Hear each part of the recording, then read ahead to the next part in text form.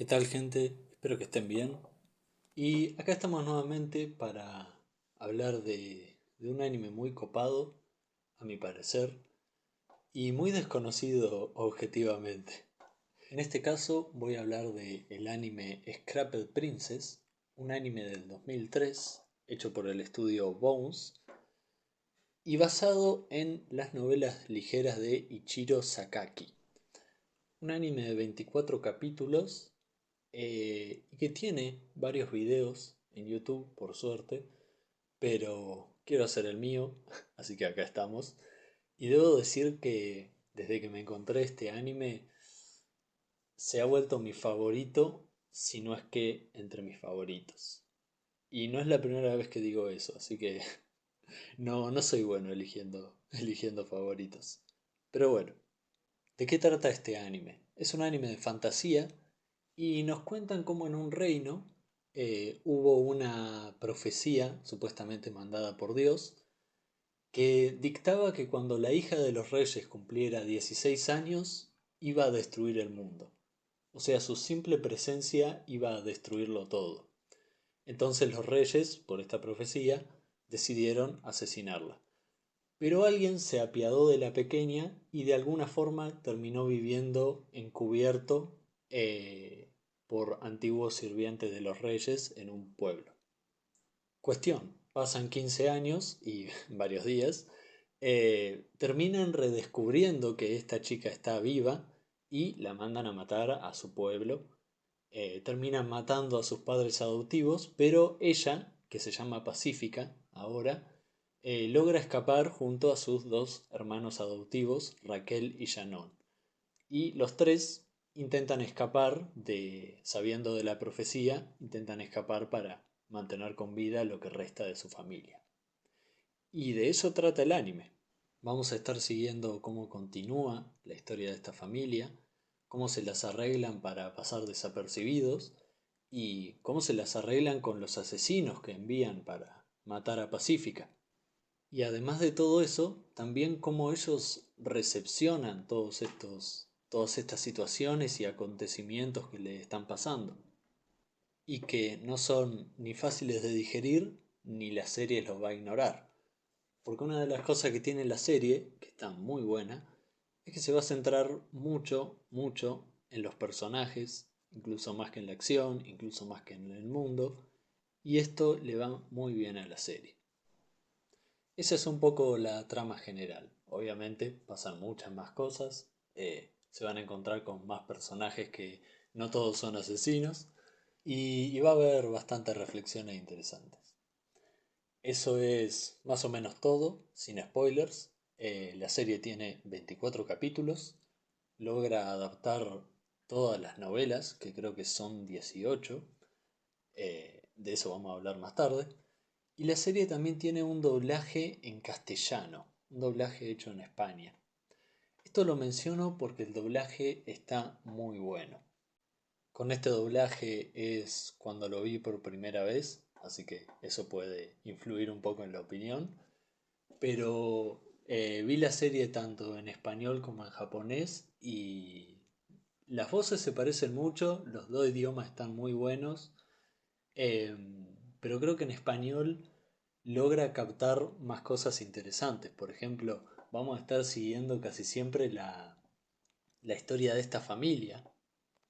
Entonces, escuchar sus conversaciones, que siempre son muy graciosas, sus interacciones, en español le enfatiza mucho más la familiaridad de los personajes para nosotros, para los que hablamos español, incluso si no somos de España. Así que yo creo que gana mucho más puntos con ese doblaje. Si no me equivoco, toda la serie está en español en YouTube, así que esa es a veces la ventaja de ser un anime totalmente desconocido, que incluso te desconocen los derechos de autor. Y hablando de desconocer, ¿cómo conocí este anime? Cuál es la anécdota impresionante? Me lo encontré en alguna de mis aventuras. Se me dio a conocer por una profecía, a lo mejor. La verdad que no.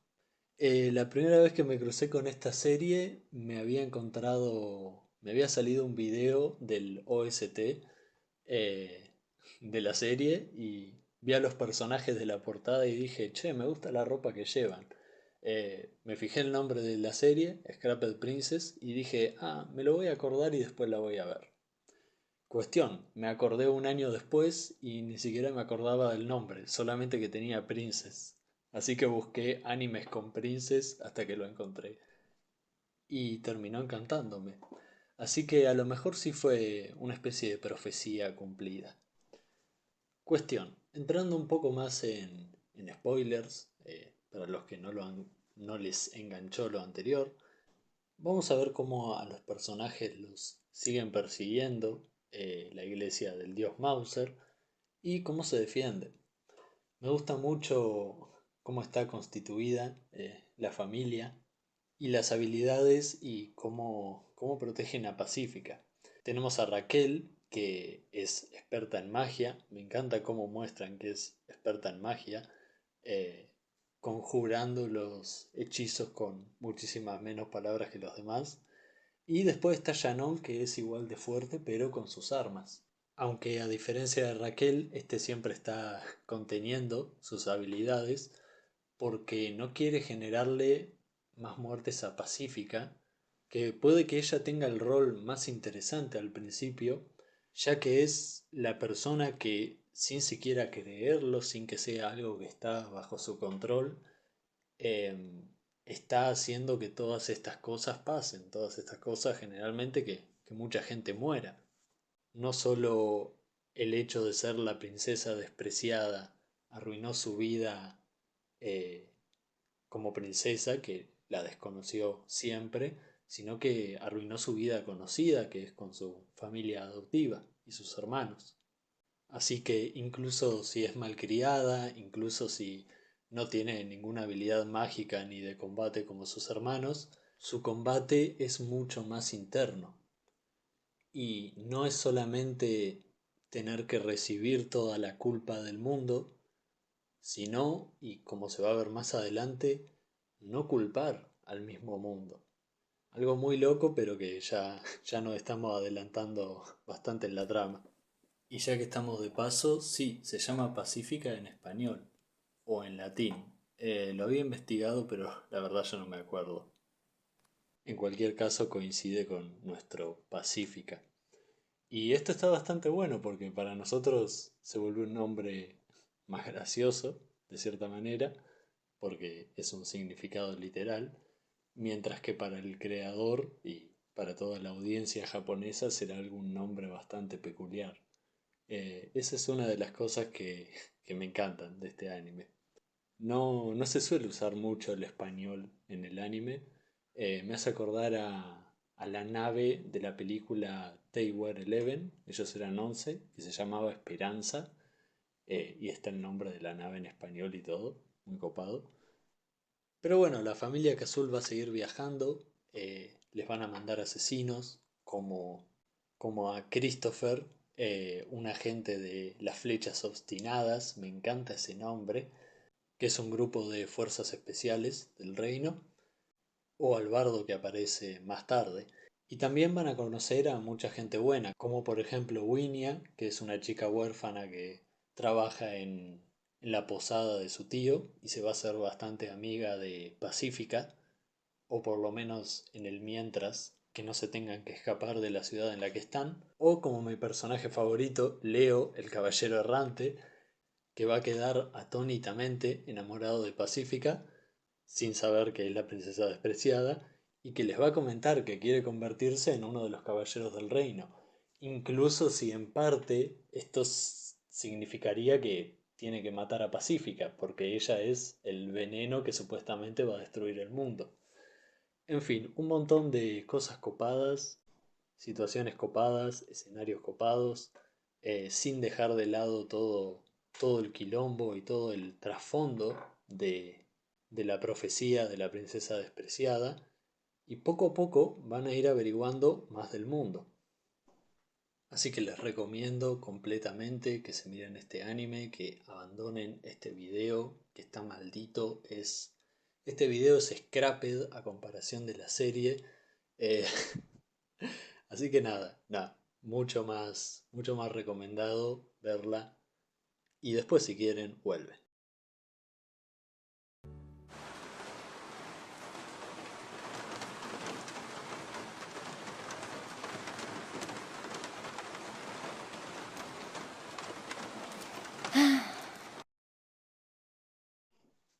Bueno, antes de entrar con los spoilers, o entrando un poco en ellos, vamos a comentar algunos aspectos, otros aspectos de esta serie que están muy buenos.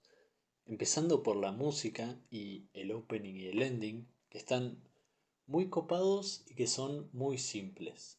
Realmente contrastan mucho con los openings de los animes de ahora o de hace varios años directamente. En particular me da mucha gracia el opening por la canción súper optimista que tiene mientras básicamente te están mostrando el principio de la historia y cómo les quemaron la casa y tuvieron que fugarse, Pacífica y sus hermanos. Otra cosa interesante es la banda sonora, con muchos temas que se repiten y que a uno le van quedando en la cabeza,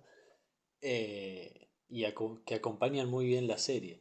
Eso sí, no es lo mismo escuchar una banda sonora mientras mirás la serie que si la escuchás aparte. En ambas quedan muy bien, pero por ahí no te percatás de una canción o cosas parecidas. Además de eso, en la banda sonora hay un opening y un ending alternativo, que si no me equivoco no lo utilizaron en nada, pero igual están bastante buenos, solamente que son bastante distintos. Pasando a más cosas de la serie, dos cosas que me parecieron muy copadas de mencionar es un poco el mundo o cómo se ve este, porque al fin y al cabo esta historia tanto en ideas, estética y puede que en narrativa realmente no es muy compleja, es bastante simple, la verdad, lo cual no le quita ningún mérito, pero logra hacerse destacar con las pocas cosas inusuales que tiene. Una de estas son los diseños, algo que me gustó mucho desde el principio. A ver, la empecé a ver simplemente porque vi a los personajes. Eh, en particular, el diseño noventero que tienen en las ropas de los personajes. Había leído por ahí en internet que este anime era básicamente un juego de PlayStation 1 hecho animación, bastante cierto. Pero no solamente en las ropas y en los personajes, sino también en los escenarios, el mundo que presentan y por ahí en distintos objetos como las armas, etcétera. Hay como una especie de combinación entre cosas medievales, europeas, que a todos nos suenan, y también un poco de onda asiática, eh, más que nada orientales, en la ropa, en los escenarios, si se fijan los fondos, las montañas, los árboles son muy parecidos a los que hay en algún lado de China o en Dragon Ball, seguro les suena. O también las iglesias que parecen estupas budistas, más que iglesias cristianas, que es como lo general en los animes de fantasía. O si no las ropas, que si bien están bastante exageradas, miren la de Pacífica, cómo se va a vestir así con 16 años, ¿no? Qué princesa desquiciada ella. Pero bueno, en fin, ¿qué se le va a hacer? Y bueno, más tarde aparece Sephiroth, que es tiene el diseño más chino de toda la serie, que por cierto me encanta.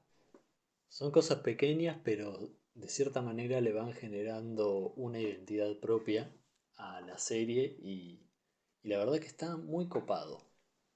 Pero pasando a una de las cosas que me parece la más copada, la mejor hecha, la que hace que destaque más esta serie, son los personajes y cómo estos dudan de las cosas del mundo, de las cosas de su propia vida, y lo inusual que es esto realmente en las historias. Porque todo lo que pasa en Scrapped Princess pasa por la reacción de lo que cada uno de los personajes interpreta del mundo.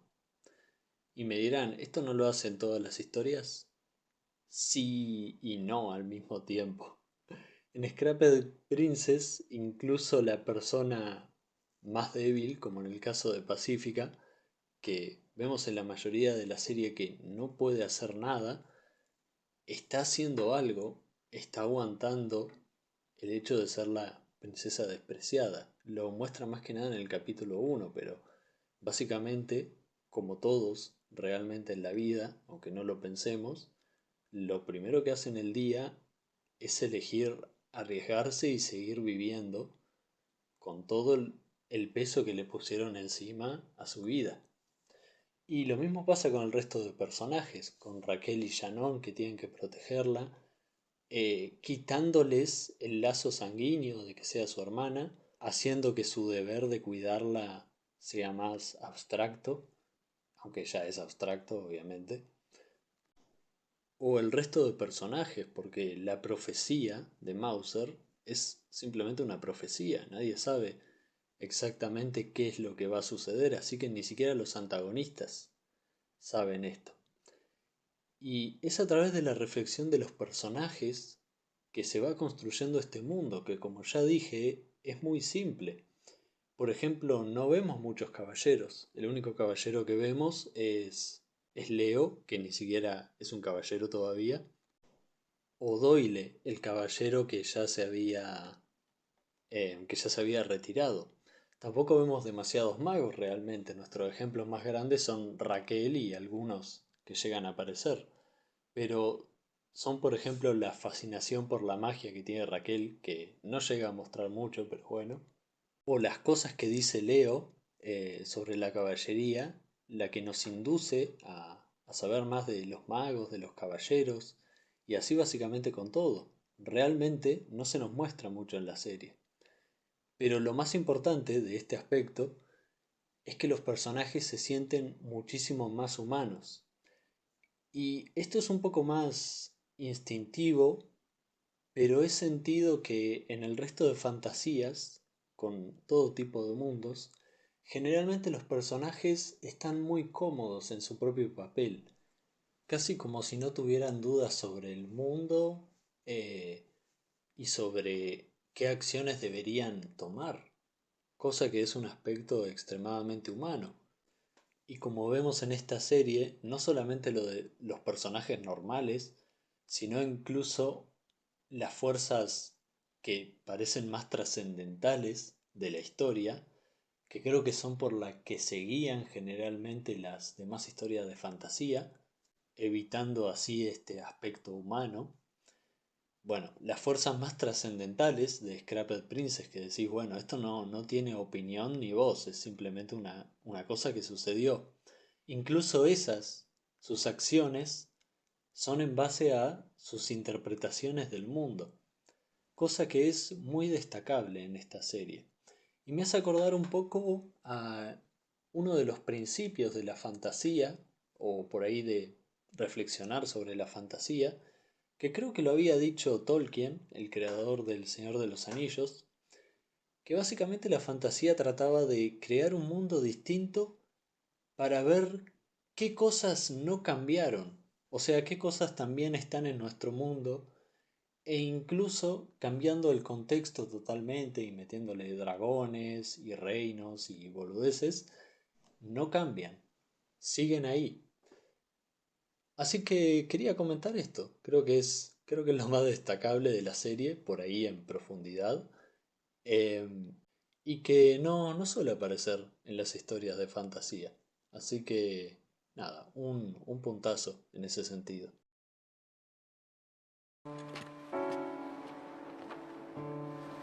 Qué bonito es el mar, ¿eh? Me pregunto cuál será el error que hay en este mundo. Lo siento mucho, Raquel. Perdóname, Shannon. ¿Se puede saber por qué te disculpas? Es que he oído tantas cosas que ya no entiendo nada de nada. ¿Qué soy exactamente? ¿Qué se supone que debo hacer? No dejamos de ser simples personas. Lo único que podemos hacer es lo que está en nuestras manos. Volvamos a Laiman. Ahora mismo.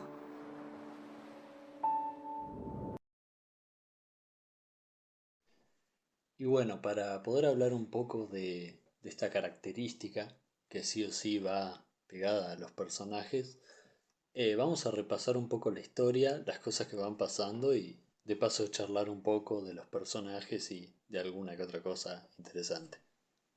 Y hablando de cosas interesantes, una de las primeras revelaciones que se nos hace en la historia, después de que escapen, peleen contra Christopher, conozcan a Wiña en la ciudad de Taurus, la rescaten, también que conozcan a Leo en el camino y después se lo vuelven a encontrar, cómo se enfrentan al bardo, cómo intentan curar el veneno de Pacífica y Leo termina enterándose que Pacífica es la princesa despreciada, y cuando regresan a Taurus para salvar la ciudad de los monstruos de los pacificadores, descubrimos que estamos en un mundo que no es de fantasía, sino que es de ciencia ficción, o por lo menos tiene un trasfondo de ciencia ficción. Esto realmente ya no es algo nuevo, creo que casi todos los mundos de fantasía adoptaron esta idea de que antes había una civilización más avanzada que nosotros entendemos que es más avanzada incluso que la nuestra. Pero bueno, de eso vamos a hablar un poco más tarde. Antes de que profundicen en eso, hay dos pequeñas sagas. Yo generalmente le digo sagas, no sé bien cómo es la terminología, porque otra característica de este anime es que pasan demasiadas cosas para 24 capítulos. Más tarde vamos a hablar un poco de las novelas y lo que es la adaptación de novela a anime, pero es muy loco la cantidad de cosas que pasan y la mayoría son historias de 2 capítulos y luego pasan a una nueva trama. Y esto no tiene nada extraño cuando uno lo está viendo por primera vez, pero cuando lo intentás recordar, recordás que pasaron muchas cosas y si lo comparás con otras series, decís esto requería muchísimo más capítulos, pero no. De alguna forma lograron comprimir todo lo que querían decir en 24 capítulos. Muy muy loco. Las dos sagas a las que me refería primero son la de Swing, cuando la familia tiene que abandonar el carro porque ya está muy roto, y Shannon conoce a una chiquita que se llama Swing, y el personaje con la voz más chistosa de la serie, que parece que no tiene familia y termina llevándolo a la casa.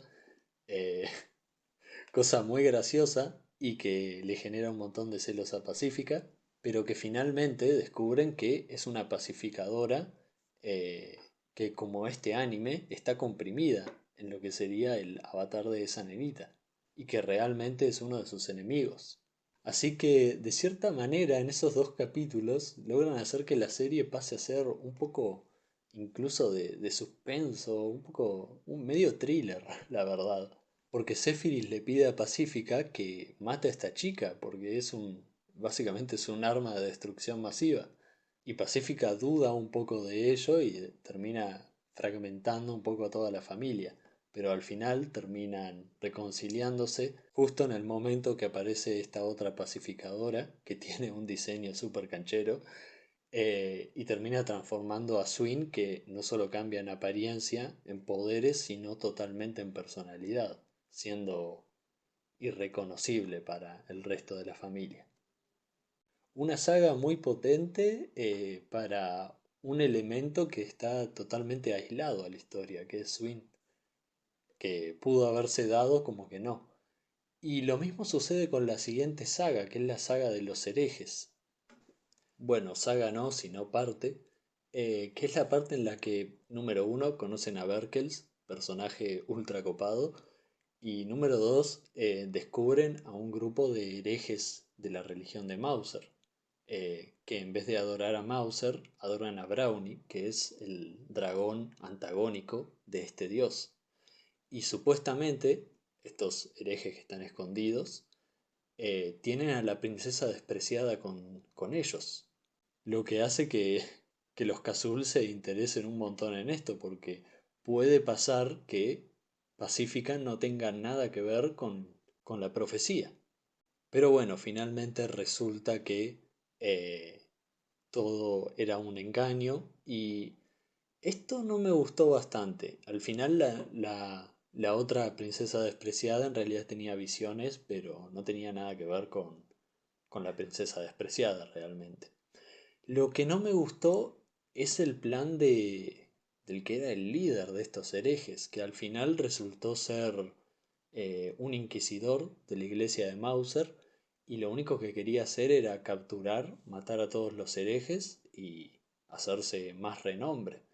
Esto no me gustó porque no es que no pueda pasar, creo que la idea de esa saga era mostrarnos a Berkels y en contraposición a este sujeto, cuyo nombre no me pienso acordar, y como Berkels, incluso sabiendo que Pacífica es la princesa despreciada, ve que no es malvada y prefiere mirar para otro lado, mientras que este tipo incluso busca gente que en primer término sería inocente para volverlos culpables y después ejecutarlos. Pero la verdad, más allá de esa idea que está copada, no me gustó tanto. Me copó la idea de que haya un grupo que adore a el dios Brownie y todo eso.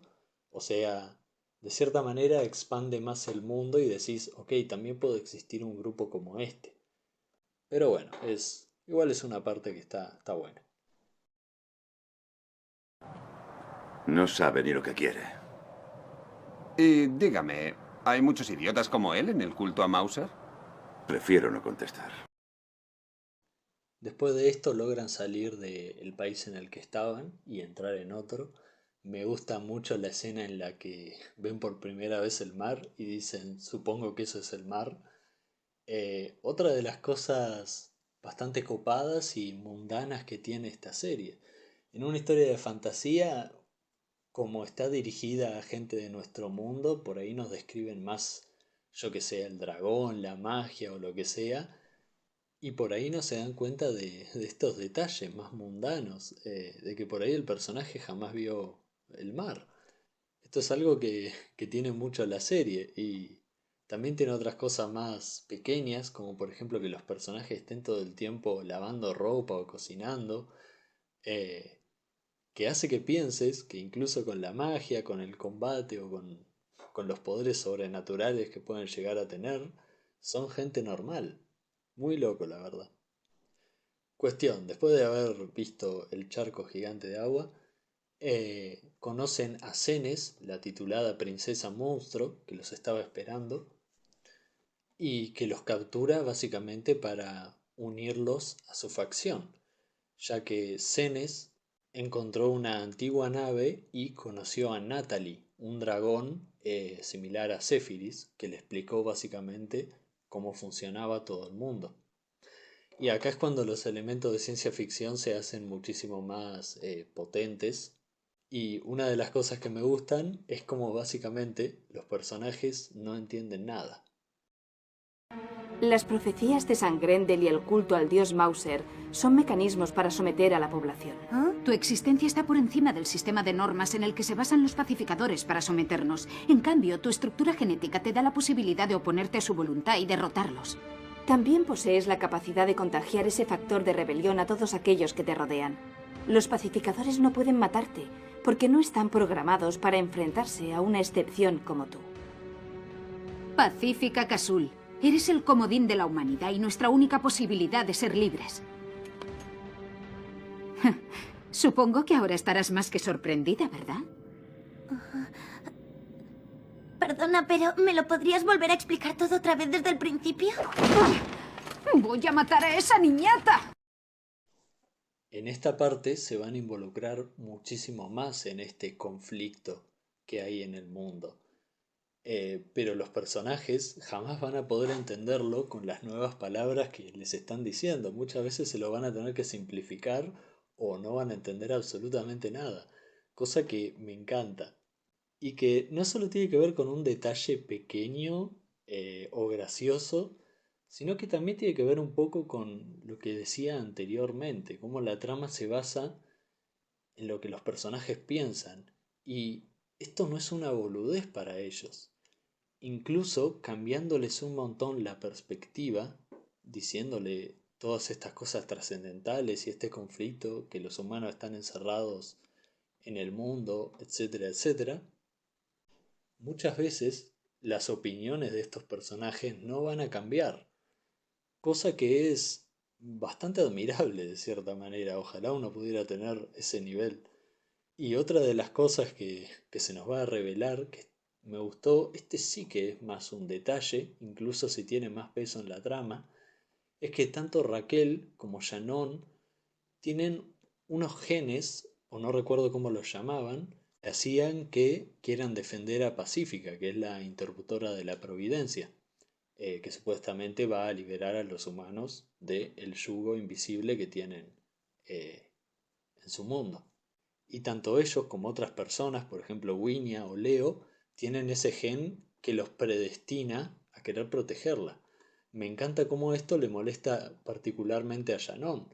Sin duda debe estar contento de que, bueno, sí, él quiere que protejan a su hermana, pero eso parece quitarle totalmente el valor a todas sus acciones que tuvo hasta ese momento, a todos sus esfuerzos de decir, bueno, yo voy a seguir protegiendo a mi hermana.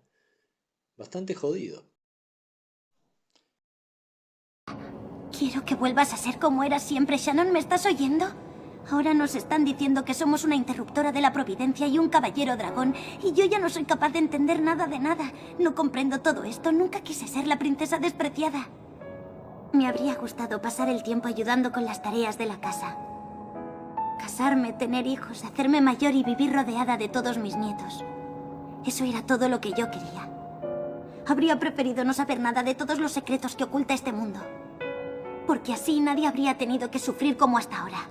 Aunque me digan que estamos encerrados en este mundo, no consigo comprender el concepto y no entiendo nada de esas cosas que pasaron hace más de 5000 años. Comprendo perfectamente el deseo de Zephyris de cumplir la última voluntad de su anterior amo. Lo entiendo muy bien, pero... ¿me puedes explicar qué sentido se supone que debe tener esto para nosotros?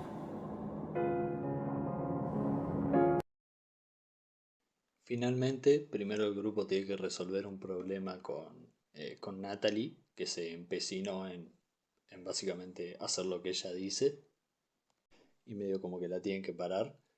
Natalie se vuelve muy antagónica como es Zephyris, obviamente, y terminan decidiendo ir a la capital a la fuerza porque si no los pacificadores iban a matar a un montón de gente que no tenía nada que ver con esto. Cuestión, esto termina en un combate donde vemos por primera vez la forma de los dragones y de paso la historia se vuelve un toque mecha, eso es algo bastante gracioso. Eh, por suerte no se pone muy específico en esto y las batallas son muy rápidas, cosa que creo que le viene bien porque no tenía nada que ver con el resto de la serie. Pero de esta manera se vuelven más disfrutables al mismo tiempo. Cuestión termina con la nave, no sé si destruida o qué, pero básicamente utilizan un arma mágica de destrucción masiva y terminan separando a todo el grupo. Y en particular, Pacífica no solo se separa del resto, sino que pierde totalmente la memoria. Es de mala educación preguntar eso sin presentarte tú antes, ¿no lo sabías? Pues creo que sí, pero es que no consigo recordar quién soy. No tengo ni idea, la verdad. ¿Tú por casualidad sabes quién soy? Lo siento, pero no. Ah, ¿no? Bueno, hasta luego.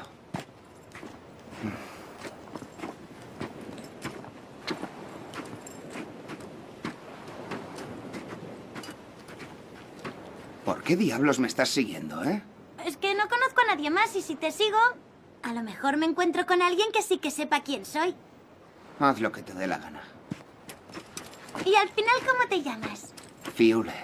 Mm, Pues para no recordar nada de nada, parece que seas muy feliz. ¿En serio? Pues entonces puede que sea mejor que siga sin recordar. Acá es donde se encuentra con Fiule y arranca toda la parte de la ciudad, una de las partes más copadas de toda la serie.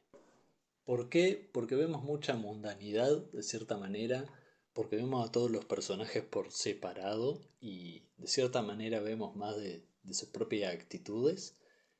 Eh, y porque está muy bien hecho. Bueno, también porque es genial ver a Pacífica y a Fiule, ahora Pacífica Pamela, que de paso es una jugada súper arriesgada. El hecho de que el personaje principal tenga amnesia, encima en el capítulo 16 de 24, eh, no es un movimiento para nada fácil y lo hacen bastante interesante.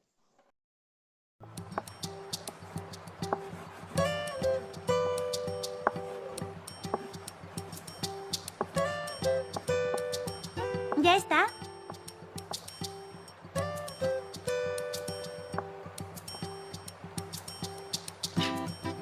Ahora sí. ¡Ay! A ver, a ver. Déjame ver qué tal.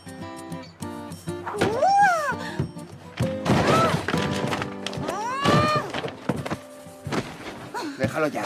Ah, para. Que lo dejes, te digo. ¿Qué quieres que haga si no sé dibujar? Pues habérmelo dicho desde el principio, demonios. Te lo he dicho 1000 veces. Pero bueno, tenemos el beneplácito de ver a los personajes hacer lo suyo. Pamela logra tener una vida normal, viviendo con Fiule en el departamentito. Conocemos a Fiule, que trabaja de patobica, que estuvo en el ejército. Eh, Pacífica empieza a trabajar en un teatro, haciendo de patas de caballo. Teatro que en gran parte está manejado por el bardo que la intentó matar antes. Esa es otra de las cosas que pasa en esta saga, que aparecen todos los personajes que aparecieron en la historia. Aparece la vieja del lago, aparece el líder del culto de los herejes y muchísimos personajes que creo que habían apenas aparecido de fondo. Es un momento muy raro, muy extraño, casi como un sueño o casi como una especie de regalo o chiste que o los creadores del anime o el autor de la novela se hizo en esa parte. Muy cómico la verdad.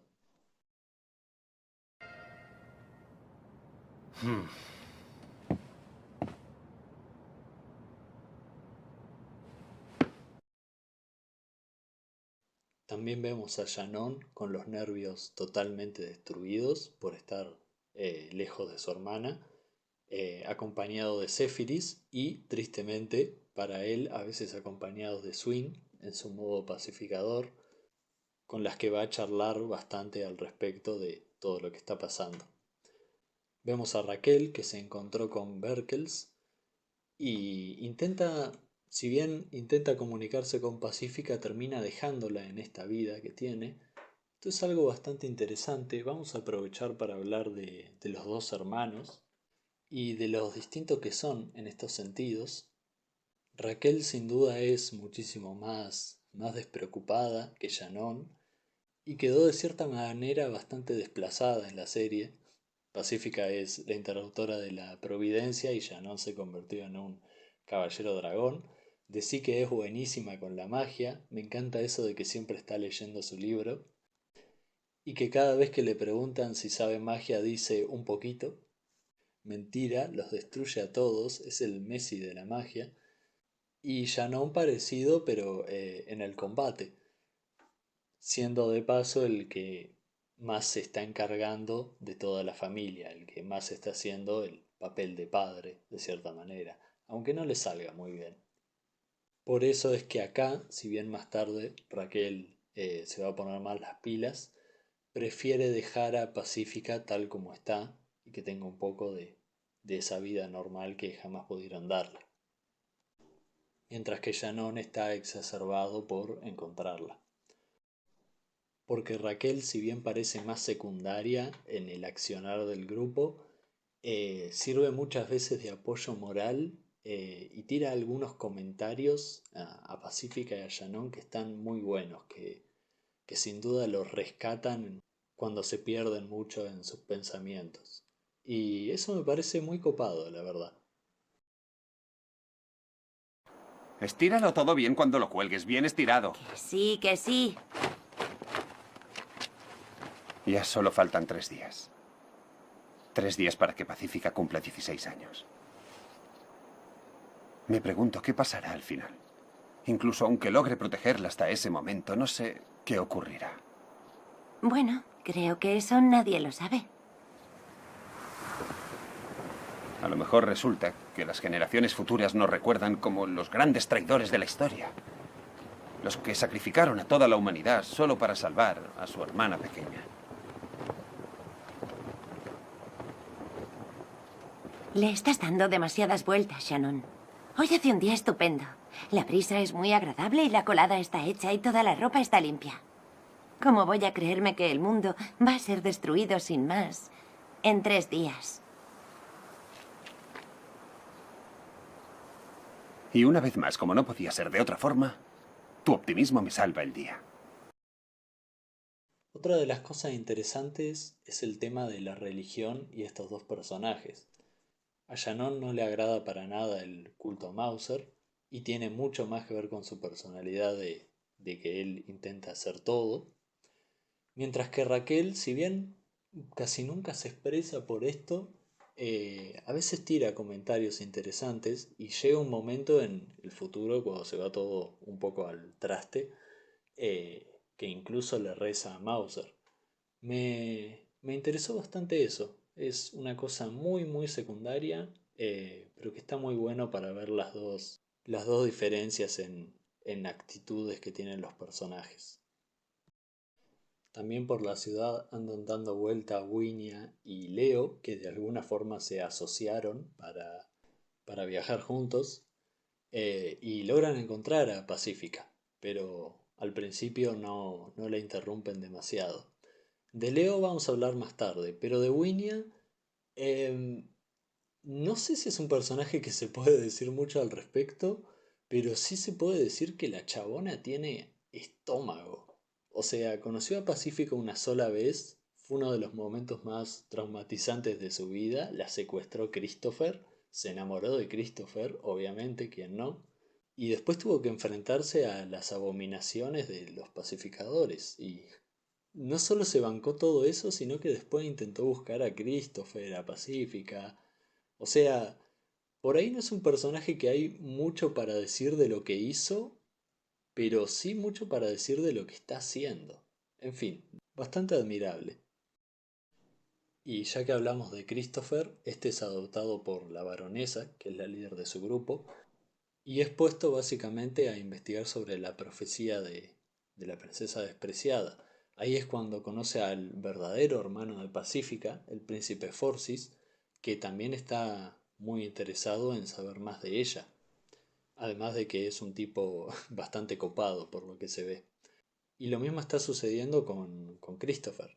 Se está volviendo o está generando sus propios intereses, mientras que al principio de la serie era una simple máquina de matar de su grupo, lo cual está bastante interesante. Ah, también se manda cartas con Winnie.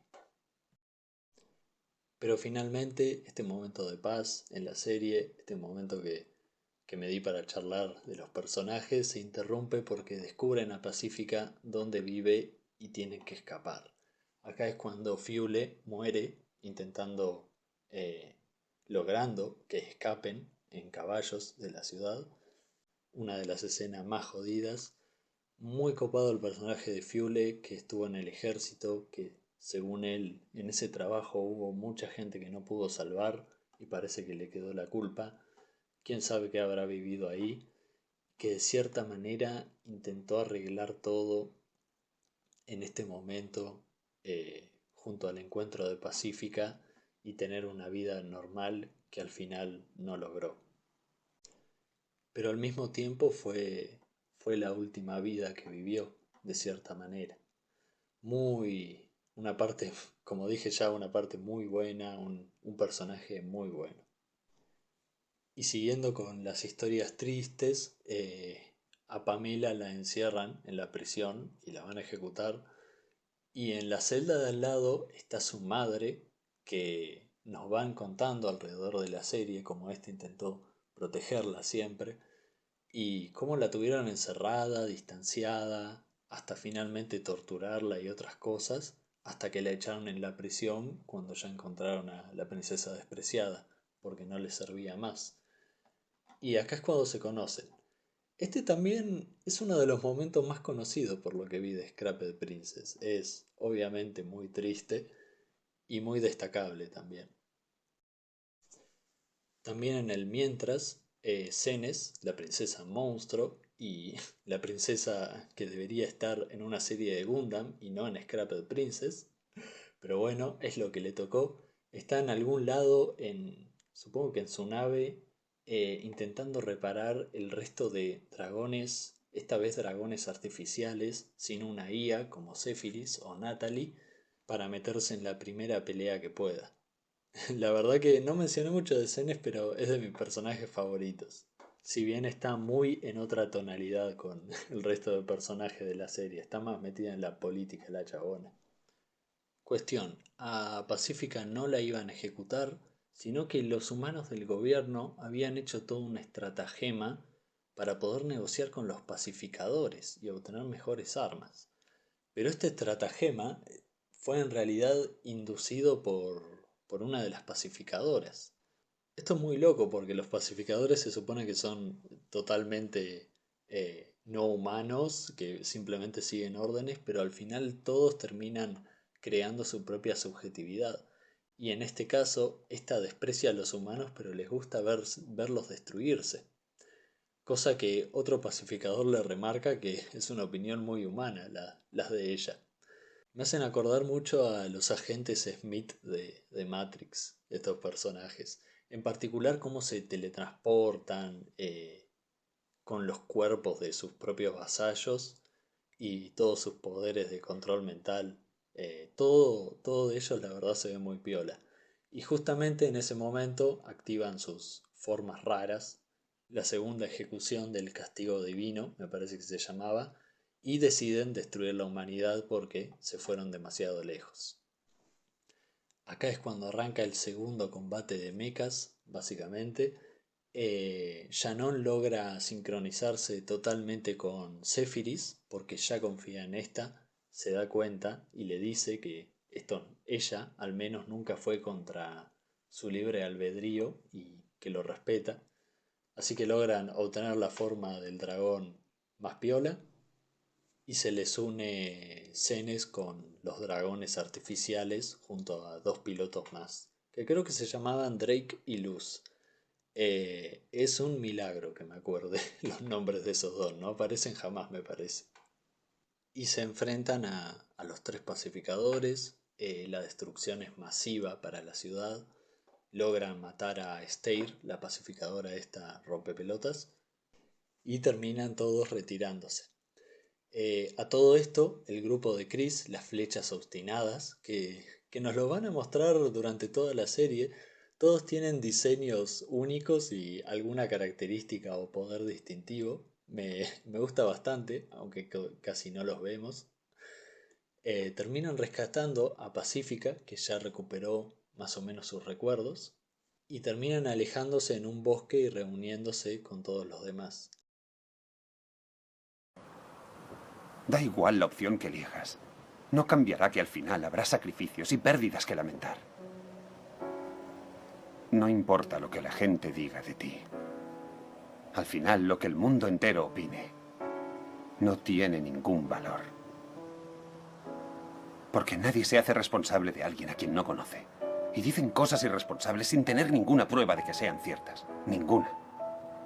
Así que a estas alturas de mi vida, no me importa lo que piense la gente. Sin embargo, si de verdad tú estás convencida de que eres el veneno que va a destruir el mundo, si quieres desaparecer por completo, o si lo que quieres es morir, tampoco hay nada que pueda hacer para evitarlo. Tú eres la única que tiene derecho a decidir quién quieres ser y qué quieres ser. Shannon. Dime, ¿qué quieres hacer? Y una de las cosas que nota Sephiroth es que ninguno de las flechas obstinadas tienen este gen protector hacia Pacífica. Y ahí es cuando ellos comentan que básicamente lo que están haciendo lo están haciendo por voluntad propia. Un detalle bastante copado para agregarle a esto de los genes. En este campamento en el bosque logran estar seguros los personajes, vuelven a tener un poquito de vida normal, ya todos juntos, comen comida cocinada por Pacífica, gran error, y varios de los personajes hacen varias reflexiones sobre todo lo que han estado viviendo, Cenes, un poco también Pacífica charla con Leo, y finalmente esta conoce a Celia Mauser, que se le aparece. Todavía no se revela así, pero no importa, spoilers. Que es básicamente la humana que se alió con los aliens, o los seres que se encontraron, para encerrar a los humanos y protegerlos. Acuérdense que eran Celia Mauser y se le opuso George Brownie, si no me equivoco, que al final termina siendo el dios Brownie. Eso me gusta mucho. También hacen mención al inglés y también que el nombre del continente era vertedero. Todos esos elementos se usaron bastante bien. Finalmente, a Pacífica se le da la opción de conocer al príncipe Fortis. El rey murió, así que él es el nuevo rey, y lo primero que quiso hacer, con la capital destruida y a 2 días del supuesto fin del mundo, es conocer a su hermana. Debate bastante esto, al final quien le convence más que nada es Leo, y termina encontrándose con el príncipe Fortis, su hermano. Y finalmente este la asesina. Es un momento súper jodido este. Pacífica termina herida de muerte, él también se apuñala a sí mismo y empiezan a atacar el lugar en el que están, el ejército. Sephiroth dice que puede curarla, pero se tiene que concentrar y justo aparecen los pacificadores a atacar y Shannon tiene que elegir entre o ir al combate en el dragón junto a Sephiroth o que curen a Pacífica y decide irse a pelear y terminar lo más rápido posible. Un momento súper tenso y pasa al final del capítulo 23, el anteúltimo capítulo. O sea que les queda uno solo para resolver todo. Creo que eso es una de las partes más espectaculares y más horrendas al mismo tiempo. Acá es cuando Raquel termina rezándole a Mauser, incluso para que salve a Pacífica, mientras Cenes, Drake, Luz y Shannon pelean en el espacio junto contra Sin y el otro pacificador. Ahora estos con todas sus fuerzas, porque parece que nada se los impide. Y llega ese momento en el que Pacífica parece morir y el mundo se detiene. Y Pacífica aparece en un campo extraño junto a Celia. Y ésta le empieza a explicar la situación. Retomo lo que ella le explica, básicamente que en su época, cuando era humana, aparecen estos alienígenas que quieren encerrar a la humanidad porque los consideran una especie valiosa. Obviamente los humanos no querían, pero se terminan contactando con Celia, que sí se une a ellos, porque ella quería salvar a sus hermanos y a la humanidad de cierta manera. Y terminan encerrados y ella a cargo de toda la humanidad, como Mauser. Pero que aún así los que se habían rebelado contra ella habían logrado crear a Pacífica, a la interruptora de la Providencia, que en algún momento iba a aparecer, y cuando cumpliera 16 años se iba a activar a la hora de su muerte. O sea, incluso si ella cumplía 16 años y la mataban después, iba a ganarle de alguna forma a Mauser, o sea, iba a desactivar sus poderes. No sé si lo explican eso. Pero la cuestión es que perdió, Pacífica murió y Celia decidió detener esto porque está empezando, después de 5000 años, a dudar de qué es lo que debería hacer. Y al final, Pacífica, sin entender mucho como siempre y como sería lo esperable realmente para cualquiera, decide que el mundo tiene que ser liberado, aunque no sabe exactamente qué es lo que pasa, que cada uno tiene que tener la oportunidad de decidir incluso si eso lo lleva a la destrucción, de cierta manera. Y termina liberando a Celia y está liberando al mundo de la atadura invisible que tenía. Una de las cosas y escenas que más me gusta es cómo el cielo empieza a desaparecer, ya que era como una especie de paneles, y da a la luz un cielo que es idéntico básicamente, pero que es el real, mientras que el otro era el falso. Es un detalle pequeño, pero que me gusta bastante. Pacífica regresa y vuelve a reencontrarse con su familia, y luego de esto tenemos un salto de tiempo a el futuro, totalmente alejado de este quilombo, y también a la escena final. Esto le molesta a mucha gente porque es como que no explican qué pasa con el resto del mundo. Tiene sentido que moleste, pero tampoco es necesario del todo. Ah, y el príncipe Forsyth sobrevive, así que bueno, ahí ya tenemos un detalle del futuro. Y pasamos directamente a no solo que se viene la boda de Chris y Winya, vamos, eh, sino también que está por nacer la cría de Makarov, el caballo de Pacífica. Por cierto, sí, muchos apellidos y nombres son de armas. Esto es algo que decidió el autor. La cuestión es que pasan a una de las mejores escenas, la familia Cazul teniendo otra vez vida normal y, y Leo preguntándole a Pacífica si ahora le gusta la vida que está llevando. Una vez que ésta le responde, este vuelve a pedirle nuevamente matrimonio y le dan un bife. Seguido a esto, la serie termina. Creo que no hay final más perfecto que este. Para los que hayan... Sí, es un final abierto, pero bueno, a mí me gusta mucho. Los que hayan sido atentos habrán notado que Makarov y Parabellum, caballos de Pacífica y Leo, se enamoran a primera vista, la primera vez que se ven, y probablemente el caballo de Makarov sea el de Parabellum. Un guiño que nos dejó el autor para saber qué puede pasar a futuro. Y voy a aprovechar este momento para hablar en profundidad de Leo porque es mi personaje favorito. Y estaba esperando hasta esta escena. Em, la relación que Leo tiene con la caballería y el descontento que encuentra en esta y que tal vez no existe una justicia universal o que esta es muchísimo más compleja de lo que creemos. Esta interacción que tiene con el mundo está estrechamente relacionada a la interacción que tiene con Pacífica. Se enamora a primera vista y resulta que es la princesa despreciada, no solamente lo que en teoría es alguien a quien debería matar, sino que es una persona, una de las personas más complejas que hay en ese mundo, si no es que la más compleja.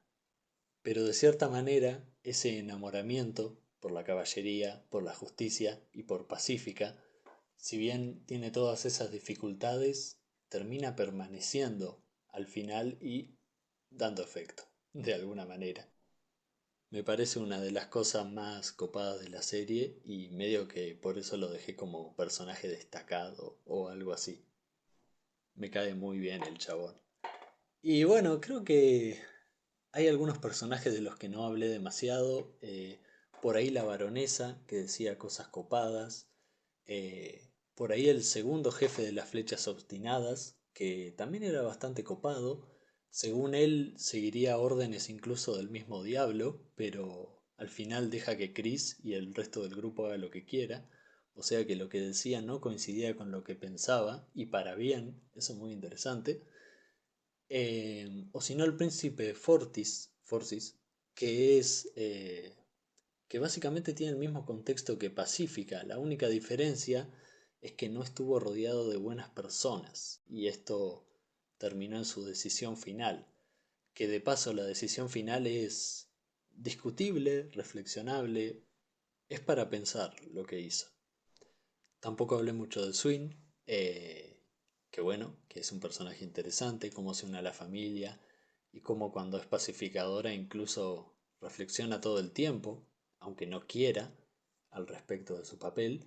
Y bueno, en la batalla final muere y termina diciéndole lo siento a Shannon, que por cierto es una de las pocas muertes que se mantienen, porque al príncipe Forsyth lo reviven, porque sí, básicamente, y a ella no. Eh, pero bueno, me gusta de cierta manera esto como para decir todo lo que estábamos haciendo era peligroso, no todos podemos ganar, tristemente. Y con respecto a Christopher y Winia, victoria absoluta, nada más que decir, se lo merecen. Y así es como termina este anime, super copado. Eh, Como ven, habla de muchas cosas interesantes, más que nada del libre albedrío, pero al mismo tiempo no deja de ser una serie simple y muy disfrutable de ver, la verdad. La verdad que para 24 capítulos es una cosa impresionante. Y ahora quería hablar un poco de lo que son las novelas, y básicamente hablar de ellas sin haberlas leído, como Dios manda. Eh, no, pero con un poco de información de estas, qué diferencias pude encontrar y distintas cosas que no solo la diferencian del anime, sino que nos dejan ver un poco más cómo fue la creación de este, qué decisiones tomaron y entender un poco más la obra y disfrutarla más. Primero que nada mencionar que son 18 novelas publicadas desde 1999 al 2005 y tengo que decir que adaptar 18 novelas a 24 capítulos no debe ser nada fácil, si bien son novelas ligeras y son mucho más cortas. Solamente 3 de estas novelas fueron traducidas al inglés y el resto están completamente en japonés, eso es una lástima, pero bueno, es lo que hay.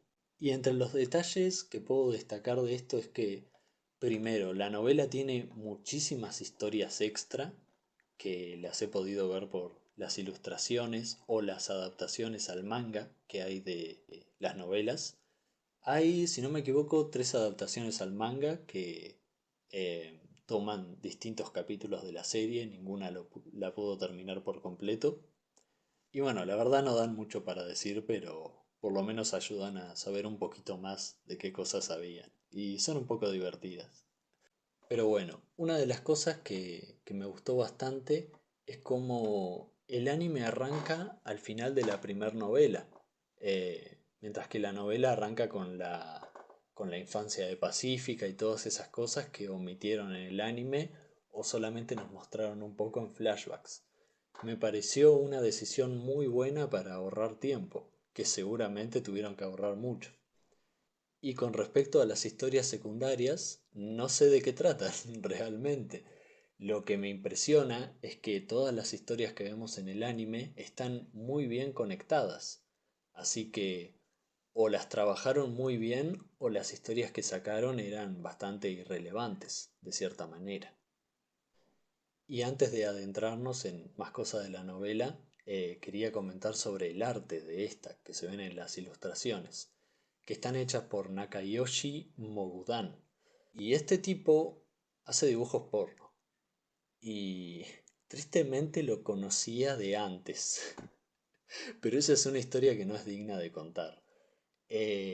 Lo interesante es que como pueden ver el arte es muy particular. Pero estuve viendo bastante de las cosas que hizo y creo que su mejor trabajo fue en Scrapped Princess. Y estos diseños raros y con forma extraña creo que eran bastante común en los 90 y uno se termina acostumbrando a ellos, aunque no lo parezca. Aún así se ven bastante bien y todo el arte que hizo para Scrapped Princess se nota que son cosas dibujadas por él y al mismo tiempo ayudaron bastante a generar la identidad, supongo. Pasando al anime, adaptaron muy bien sus dibujos y los diseños del anime son espectaculares realmente. Al fin tienen forma humana. Pero obviando ese detalle son muy muy buenos. Tanto que incluso llegué a la serie solo por ellos al principio. Otras de las diferencias que pude encontrar o en las ilustraciones de las novelas o leyendo páginas viejas del autor, páginas de internet o foros japoneses, es que obviamente el final no es tan apresurado, nos cuentan un poco más qué pasa en el mundo. Y si me preguntan qué pasa, no me acuerdo, pero está por ahí, pueden leerlo. Algunas cosas interesantes más para decir es, por ejemplo, que Christopher parecía más psicópata de lo que es en la serie. Creo que no le salió muy bien este rasgo, mostrarlo. Y otras cosas interesantes es que Wiña y en particular Leo aparecen muy tarde en la historia. También Sephiris. Por ejemplo, Sephiris aparece después de la saga de los herejes, y por eso es que no aparece en ningún momento en la saga de los herejes. Sé que no podía la chabona interrumpir en el mundo humano, pero por lo menos podía estar ahí y compartir un momento. Eh, pero no, no lo hizo. Y esta es la razón.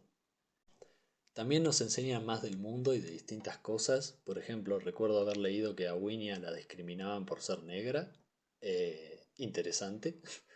Bueno, por su apariencia, por si no se entiende la expresión.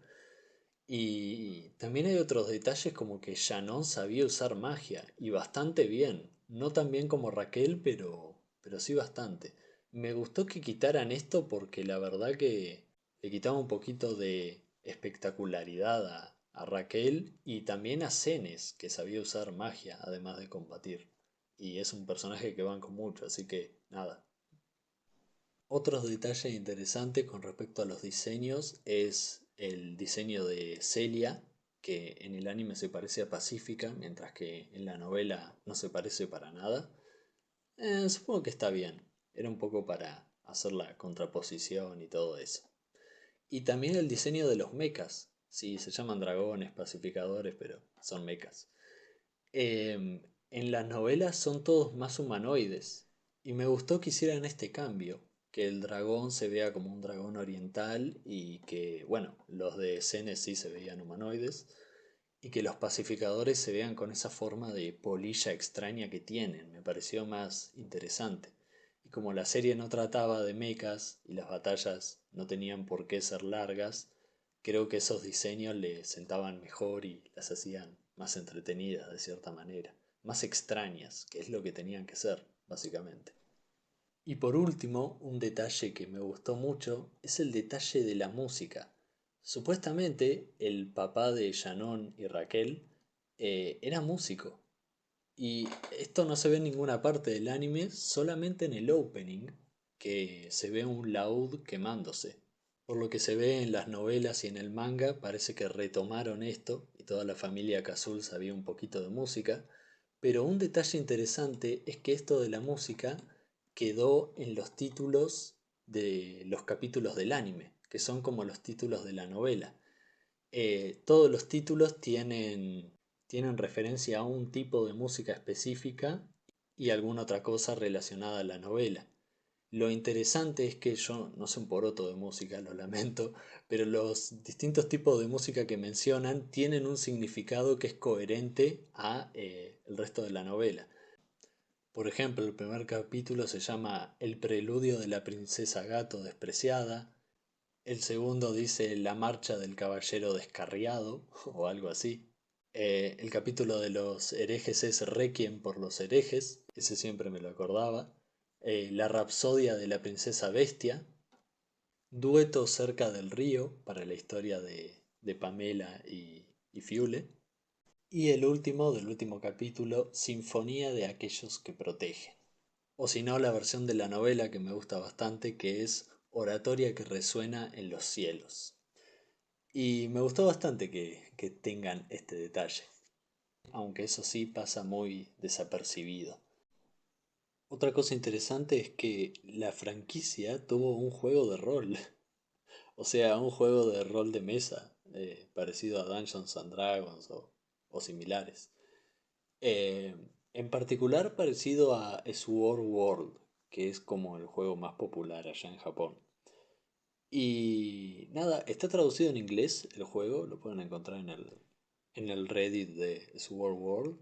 Y es bastante simple, la verdad. Lo interesante es que tiene un par de mecánicas raras, inusuales en esos juegos, que hacen que haya más conversaciones que combates y que las conversaciones puedan evitar el combate. Eso es algo inusual. Pero no tiene realmente muchas cosas. E incluso tiene una nota del autor con algo bastante interesante, que le pareció raro que hicieran un juego de rol del mundo de Scraped Princess, porque en su mundo no hay magia curativa, algo que es cierto, y por ende hace difícil toda interacción de combate. Por ahí, este es un detalle interesante, por ahí se nota más en la novela, en el anime, si no te lo dicen no te das cuenta. Por ahí por esa razón Chris no quería pelear tanto contra Raquel y Shannon al mismo tiempo, porque si bien por ahí podía ganar, por ahí no sobrevivía por las heridas. O algo así. En cualquier caso es un dato interesante eso del juego de rol. Y bueno, eso es básicamente todo. Me gustaría hablar más del autor de la novela, pero la verdad no sé qué otras cosas ha hecho, sé que ha hecho muchas. Creo que alguna otra cosa que hizo también tuvo un anime, pero se los dejo de tarea, realmente. Scraped Princess es un anime que con 24 capítulos muestra un montón de cosas, y no solo un montón de cosas, sino que están muy copadas para verlas, para charlarlas, para volverlas a ver, para pensar al respecto, o incluso para reírse. Un anime que ya cumplió dos veces sus 10 aniversarios, no sé si se dice así, pero ya tiene más de 20 años, pasó totalmente desapercibido y yo creo que es una maravilla, básicamente. Eh, ya sea por su historia, ya sea por su música, ya sea porque la protagonista se llama Pacífica en español, eso es genial. Sea por cualquiera de esas boludeces, se volvió uno de los animes que más me gustan, si no es que mi favorito, y merecía un video. Así que bueno, gente, me acabo de dar cuenta que no mencioné a Supi en todo el video. Tremendo pecado, pero bueno, no pasa nada. Espero que les haya gustado este anime, que les haya interesado el video y nada. Muchas gracias por escuchar. Nos estamos viendo.